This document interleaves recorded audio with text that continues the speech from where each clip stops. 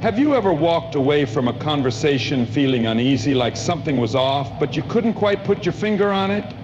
Maybe it was a backhanded compliment, a subtle eye roll, or a dismissive joke at your expense. These are sneaky slights, small but powerful ways people undermine us without being obvious. The worst part, if we don't recognize them, we internalize them. We second guess ourselves. We lose confidence. But today, that changes. In this talk, I'll expose 6 common sneaky slights, how to spot them, how they affect us, and most importantly, how to take back control. By the end, you walk away not just aware, but empowered, because no one should have the power to make you feel small, especially not in ways you don't even see coming. Let's dive in. Subtle undermining is one of the most insidious ways people exert control over others. It operates under the radar, often disguised as humor, concern, or casual observations. The reason it is so powerful is that it's not always obvious, making it harder to call out or even recognize when it's happening. Many people experience it regularly, whether in the workplace, social circles, or even within their own families. It can come in the form of backhanded compliments, dismissive remarks, or microaggressions that plant seeds of doubt in your mind. These seemingly minor interactions, when accumulated over time, erode confidence, create self-doubt, and subtly shift power dynamics in relationships. The first step to reclaiming control is recognizing when and how it happens. One of the most common forms of subtle undermining is the backhanded compliment. This is when someone gives what seems like praise on the surface, but actually contains an underlying insult. Statements like, "Wow, you're really articulate for someone in your field," or "I didn't expect you to do so well on that project," create a moment of confusion. On one hand, it seems like a positive comment, but on the other, it carries an implication that something about you or your work is usually subpar. These statements are designed to keep you on edge, questioning whether the person is being supportive or subtly putting you down. This tactic allows the speaker to maintain plausible deniability if called out. If you react negatively, they can easily dismiss it by saying, "I was just giving you a compliment," or "You're overreacting." This makes it especially tricky to address because it places the burden on the recipient to either accept the slight in silence or risk appearing overly sensitive. Another common type of subtle undermining is minimizing or dismissing your accomplishments. This can happen in professional settings when a colleague or superior downplays your contributions. They might say, "You just got lucky with that deal," or "It wasn't that hard, was it?"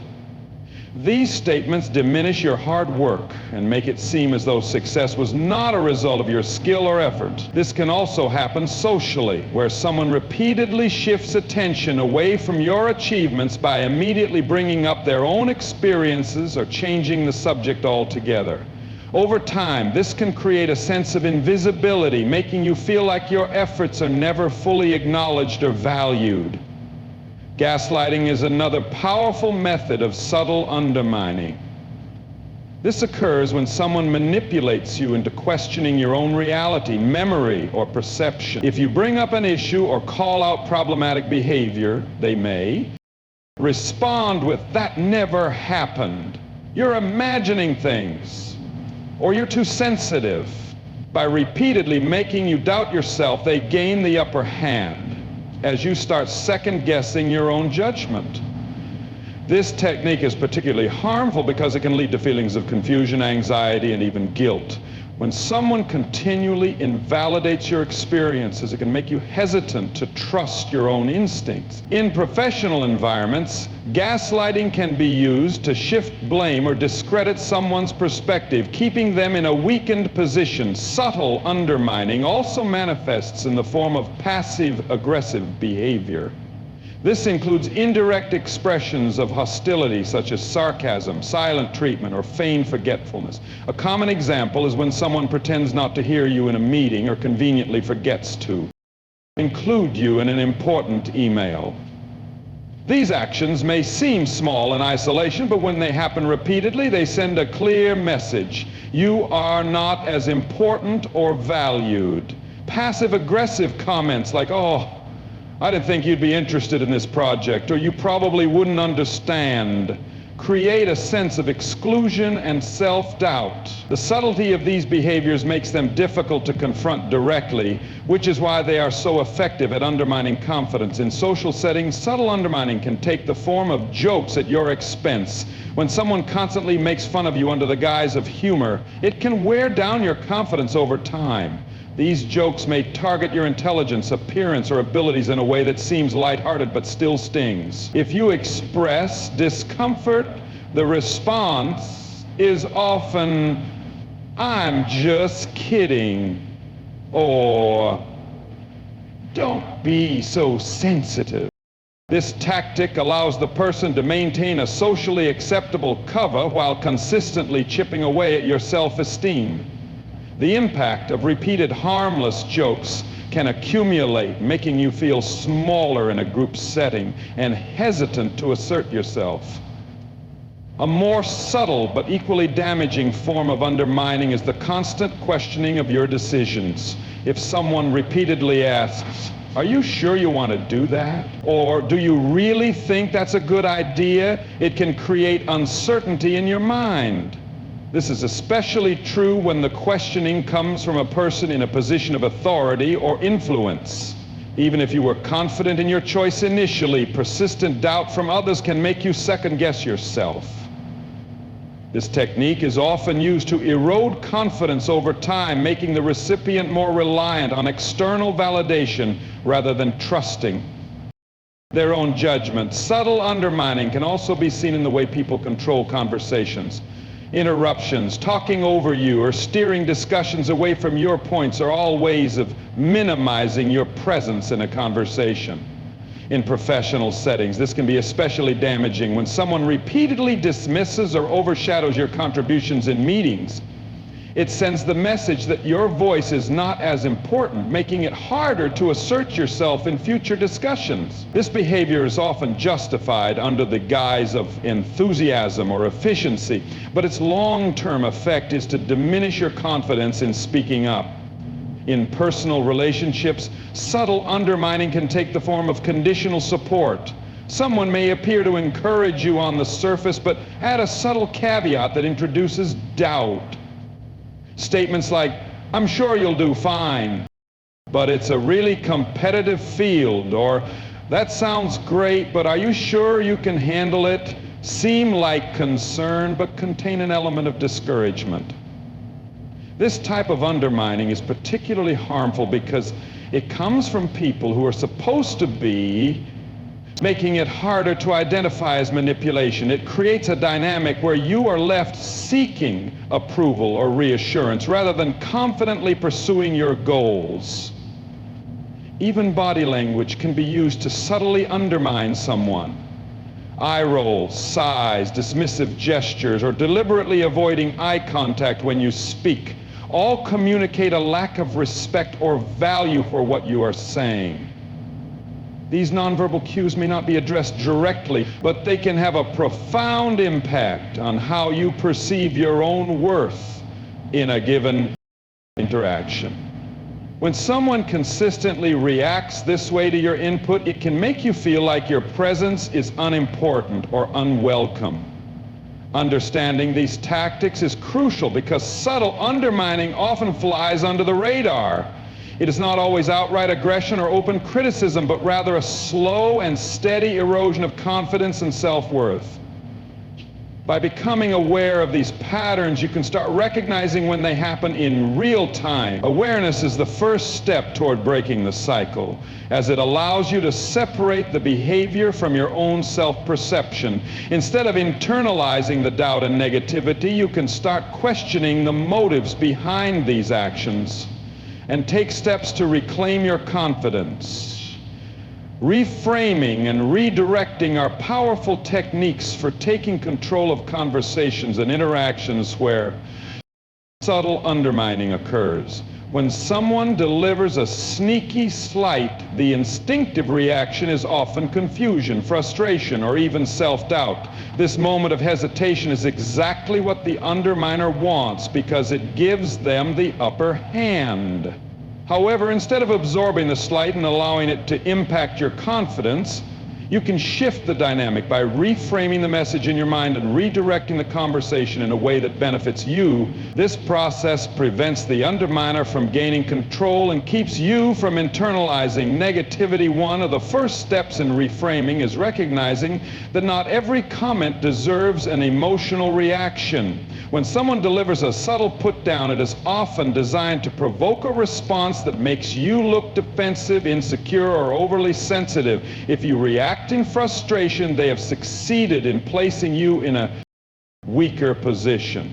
By reframing, you detach from the negative energy of the statement and choose to interpret it in a way that empowers you rather than diminishes you. For example, if someone says, "I'm surprised you did so well on that project," instead of absorbing the underlying insult, you can reframe it internally as a reflection of their limited expectations rather than a reflection of your ability. This mindset shift allows you to stay composed and confident rather than feeling the need to justify yourself. Reframing also involves shifting the focus of the conversation.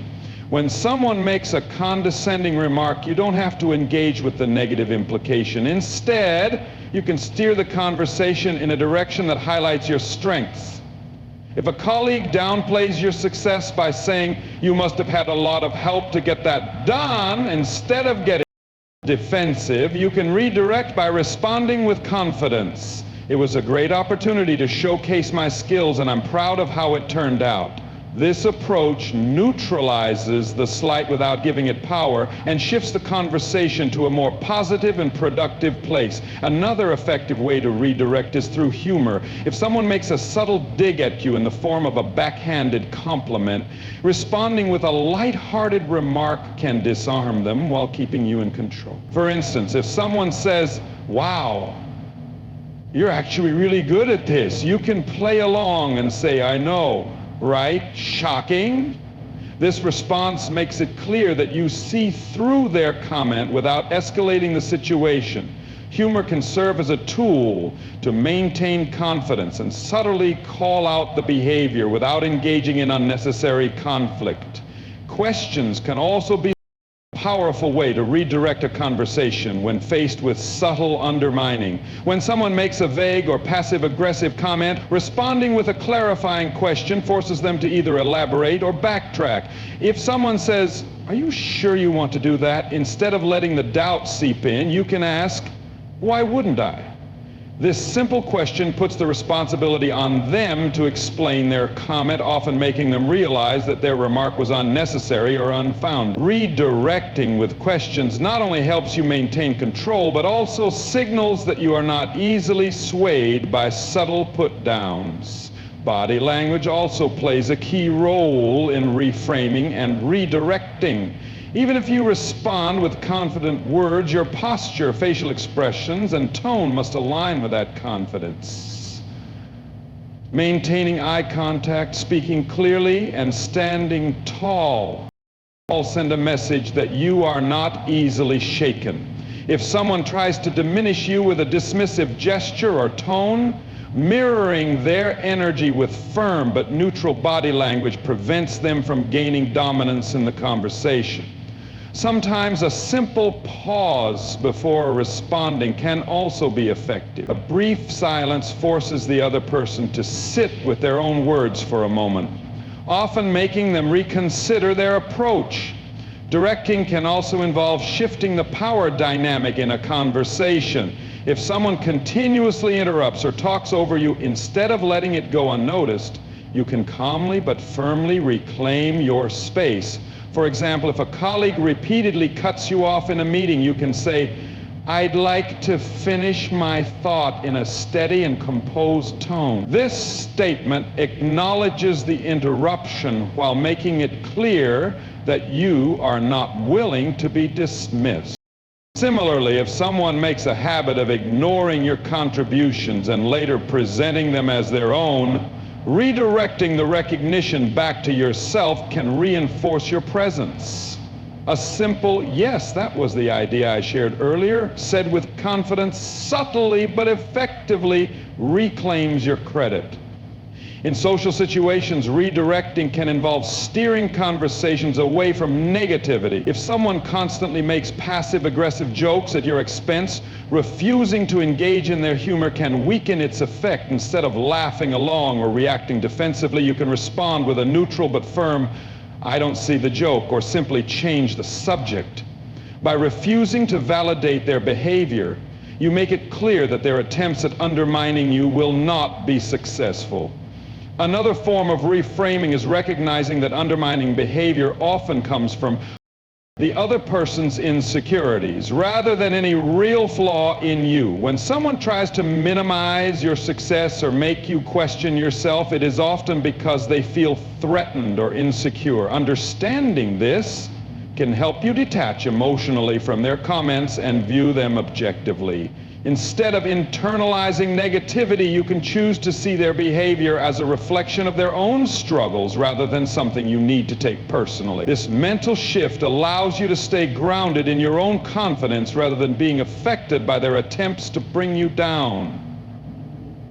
Directing can also involve changing the narrative around your own self-perception. If you find yourself questioning your abilities because of repeated undermining, consciously reaffirming your strengths can counteract the negative effects.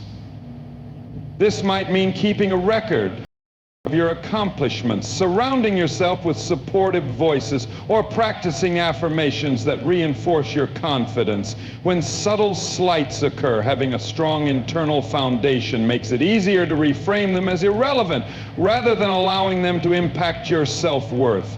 Learning to reframe and redirect takes practice, but over time it becomes sneaky slights for what they are. The less power they have over you. Each time you choose not to engage with negativity and instead steer the conversation in a direction that serves you, you reinforce your ability to stay in control. Recognizing that you have the power to shape interactions rather than simply reacting to them is a transformative shift.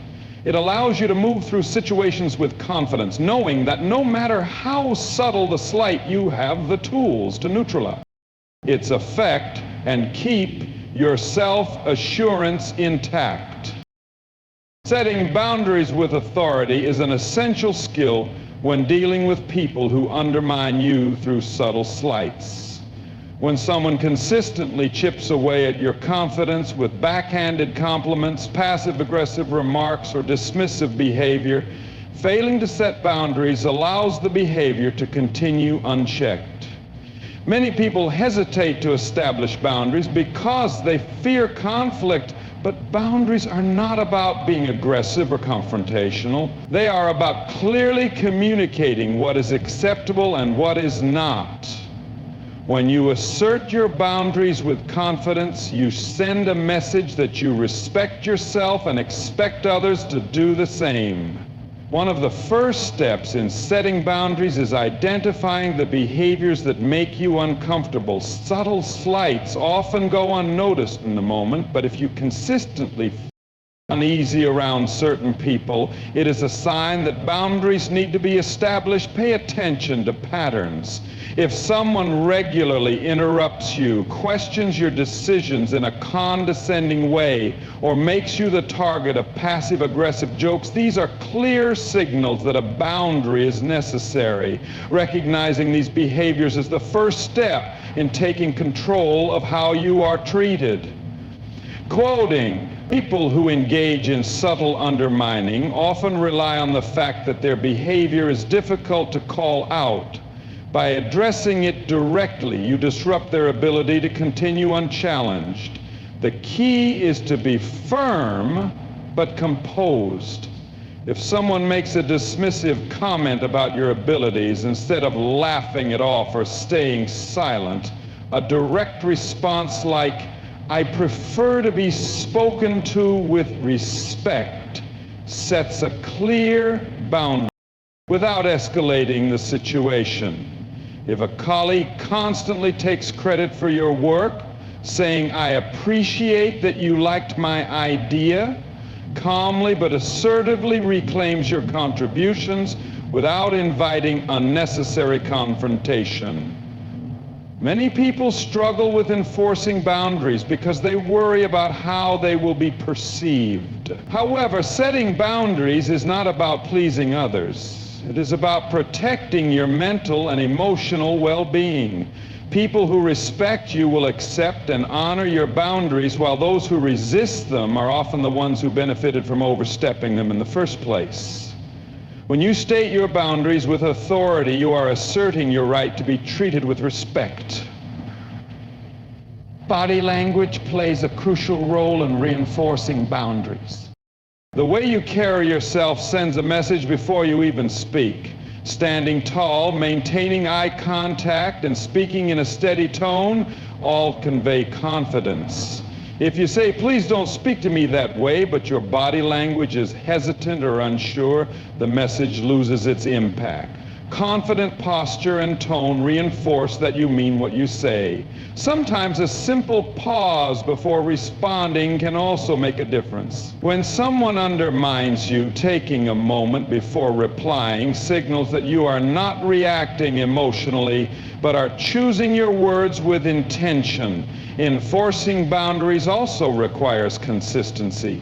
If you let certain behaviors slide but call out others, it creates confusion and makes it easier for people to test your limits.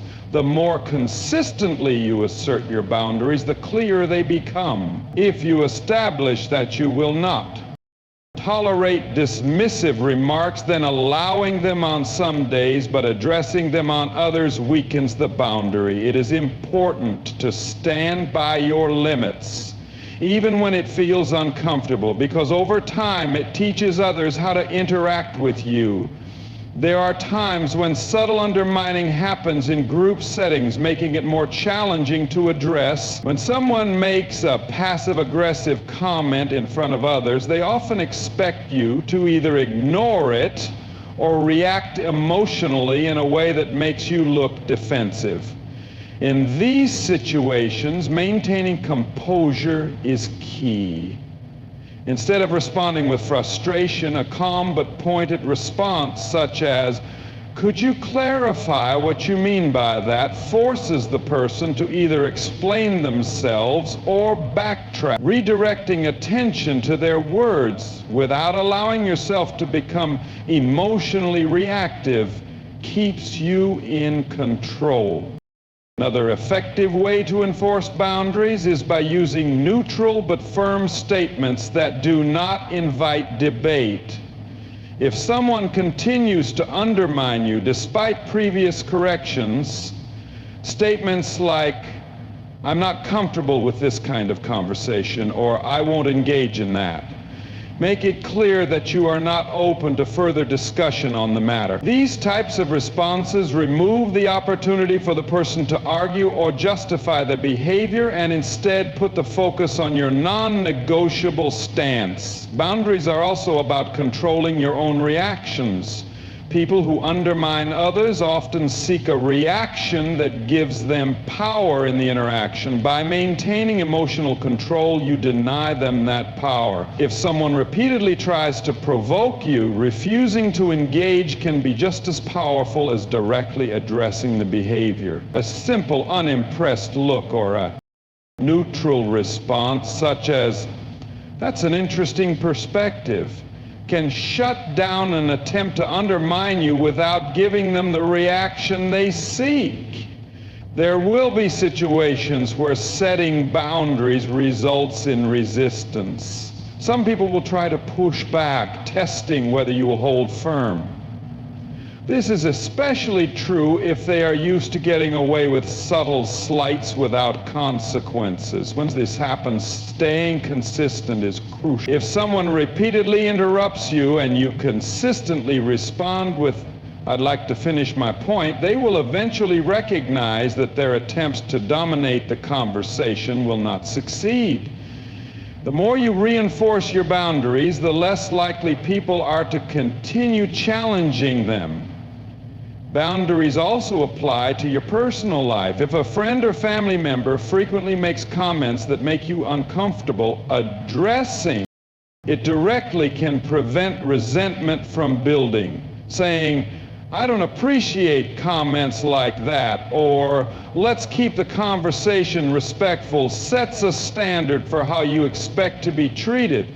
If the behavior continues, limiting your interactions or setting firmer boundaries around your time and energy may be necessary. Protecting your peace is just as important as asserting yourself in professional or social settings.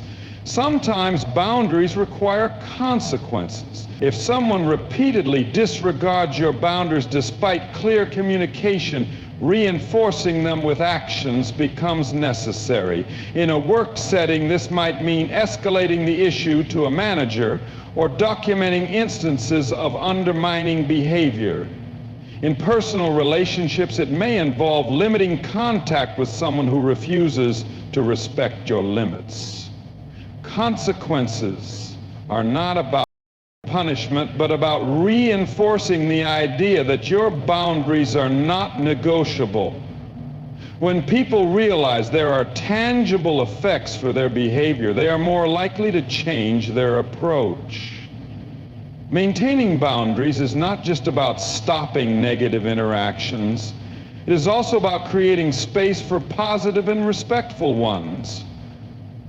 The more you practice setting and enforcing boundaries, the more you attract people who respect them. When you make it clear that undermining behavior will not be tolerated, you cultivate an environment where your confidence and self-worth are protected. This shift not only impacts how others treat you, but also strengthens your own sense of self-respect. When you hold firm in your boundaries, you take control of how you are treated and create interactions that align with your worth. Strengthening your inner voice is essential for maintaining confidence and resilience in the face of subtle slights. When people attempt to undermine you, their words only take effect if they find a place to settle in your mind. The stronger your inner voice, the less likely you are to internalize negativity. This requires conscious effort to build self-trust, reinforce your self-worth, and develop a mindset that rejects doubt before it takes hold. One of the most effective ways to strengthen your inner voice is through self-awareness. Recognizing how you speak to yourself internally can reveal patterns that may be holding you back. If your default reaction to criticism or passive-aggressive remarks is self-doubt, it is important to challenge that instinct. Instead of immediately questioning your abilities, you can shift your internal dialogue to one that reinforces your strengths. When someone makes a dismissive remark, instead of thinking, maybe they're right, you can reframe it as, that's their perception, not my reality. Over time, this habit conditions your mind to filter out negativity rather than absorb it. Building confidence also involves affirming your own value independent of external validation. People who undermine others often do so because they sense uncertainty or self-doubt. When you are deeply rooted in your own worth, their attempts to shake your confidence become ineffective. This can be reinforced by keeping track of your achievements, both big and small. Writing down moments where you overcame challenges, succeeded in a task, or stood up for yourself helps create a mental reservoir of evidence that you are capable and deserving of respect. The more you acknowledge your strengths, the stronger your inner voice becomes.